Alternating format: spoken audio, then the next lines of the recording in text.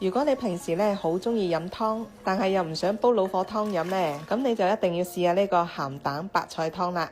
喺我哋廣東啊，天氣一熱咧就好中意滾湯嚟食噶啦。因為咧滾湯第一又方便啦，第二咧又好食喎，一鍋出又有菜又有湯飲咧，特別方便。特別係呢個鹹蛋白菜湯咧，喺我屋企啊，一個星期都可以煮幾次嚟食噶。嗱，咁我哋準備嘅材料有邊啲呢？嗱，呢啲咧就係新鮮嘅奶白菜。細細棵嘅就得啦，唔需要太大嘅。咁跟住咧就係兩隻皮蛋，兩隻鹹蛋。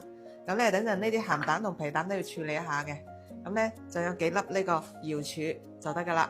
首先咧，我哋先敲兩個鹹蛋黃出嚟先。皮蛋咧，我哋都準備兩隻，跟住將佢哋切成小塊。跟住咧就熱鑊冷油，放入一啲薑蒜去爆香佢。跟住咧將啲皮蛋同埋鹹蛋爆香下佢先。跟住咧就加入滾水啦。我哋加滾水入去咧，啲湯色就會變得好奶白噶啦。煮滾咗之後咧，我哋加幾粒瑤柱入去，啲湯咧會更加鮮甜一啲噶。啲湯色咧已經好奶白啦。咁依家咧我哋就可以放入啲奶白菜入去啦。跟住我哋將啲奶白菜放入去煮滾佢。大概係煮佢5-6分鐘咧，咁樣就得噶啦。啲奶白菜好容易腍嘅。調味方面咧就係加啲鹽、胡椒粉同埋生鮮鮮就得噶啦。煮熟咗就可以出得鑊啦。好味咧就係咁簡單嘅啫。咁樣煮出嚟嘅湯啊，真係超好飲噶。